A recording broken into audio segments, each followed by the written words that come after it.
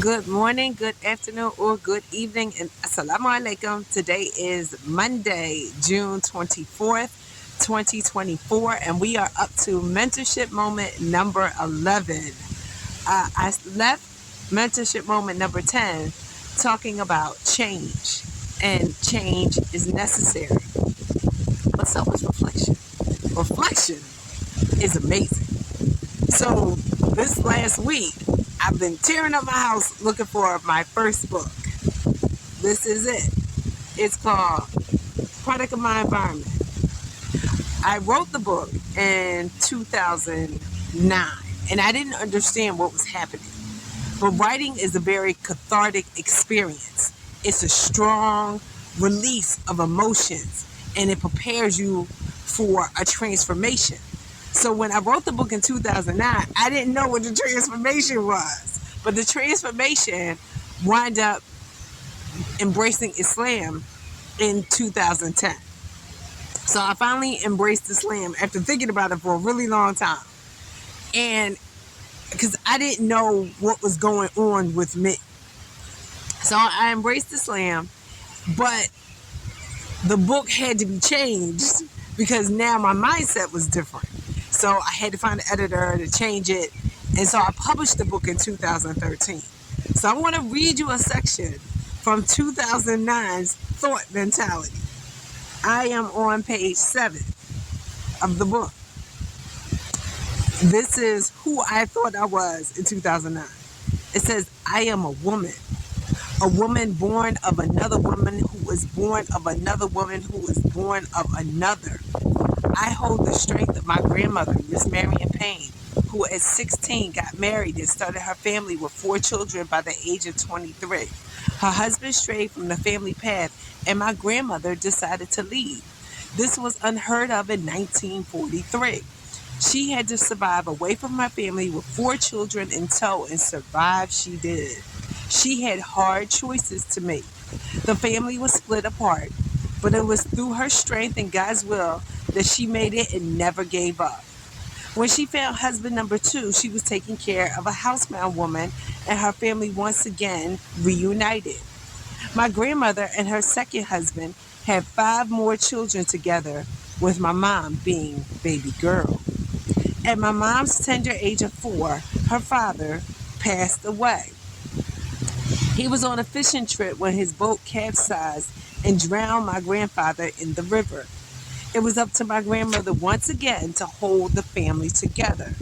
Unfortunately, in 1970, the house caught fire from wiring in the basement, killing the housebound woman, my 5 baby cousins, ages 8 years old to 3 months old, and my 2 preteen cousins, ages 8 and 10, and once again, the family was torn apart.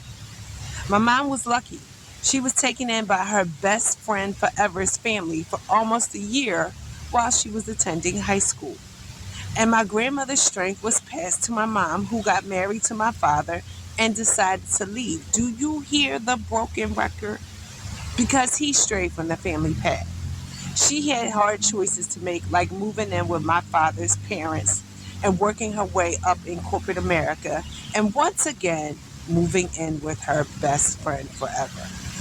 But I refuse to let this book be about the dysfunction in the African American community. I refuse to be another statistic about the dismal cycle of poverty brought on by yet another broken home, or be a statistic about the number of highly educated women who are still single, because the pool of African American men who are not incarcerated is increasingly shrinking. I refuse to let my sons grow up in a world where they only have 2 tracks: the low paying mailroom or incarceration. I have been gifted with the awesome responsibility of loving you.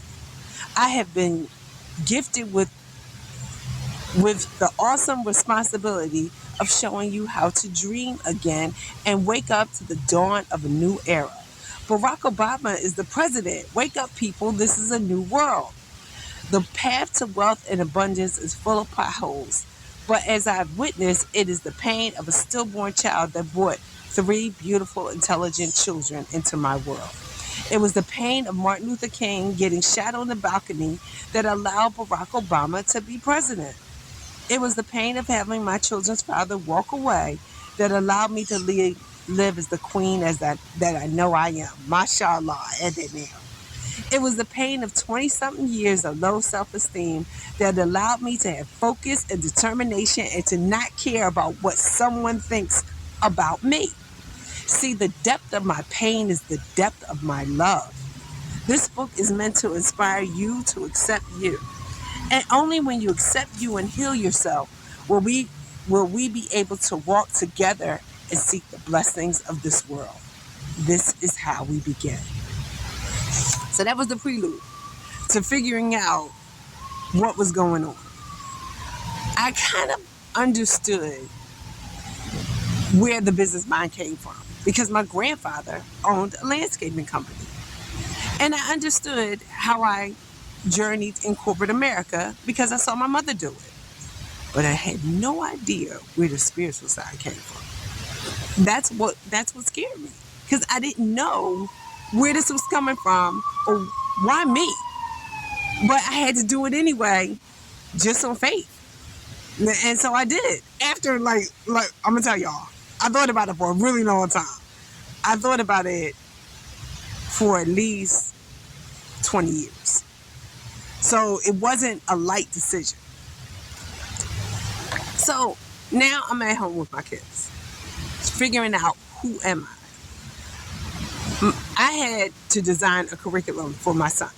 He was, I think, 11th grade when we were at home and COVID hit, and his private school was going online, so it was just better for me to do it myself. So I decided that we're going to do history, but not history of anybody else. We're going to do history of our own family. So we started going through history. I found out his DNA, his lineage back to Africa. I think it was mainly Nigeria. And I decided to go see my grandfather in his grave. And my uncle took me. And my uncle is his oldest child. So my uncle tells me that my grandfather was a preacher's kid. I'm like, what? What? So I find out that my great-grandfather was a pastor, Pastor Daniel Payne. He was the first pastor of a church in like someplace in Virginia. And he was pastor for 32 years. I'm like, what? So now I have a connection to the spiritual side because I didn't know what was going on. And that was the process I had to go through to find out everything I believed wasn't true. And I had to accept that wasn't true so I could allow the truth to come into me and start to believe that. And so it changes my actions. And now I feel more comfortable in Islam because I understand where the spiritual basis came from. Now, I'm not just telling you this about my story. I'm telling you so you can go find out about your own story. So I think in school we talk about so many other people, but we don't learn our own family story. And your family story is powerful. So there was the part of the book that I read talked about the tragedy. It doesn't always have to stay a tragedy. See, my mind has a way of making it beautiful. And you just allow your mind to make it beautiful. So today's lesson is learn your family story. Talk to them and find out your own history. And turn those tragedies into triumphs. Assalamu alaikum, and thank you for joining me. Bye-bye.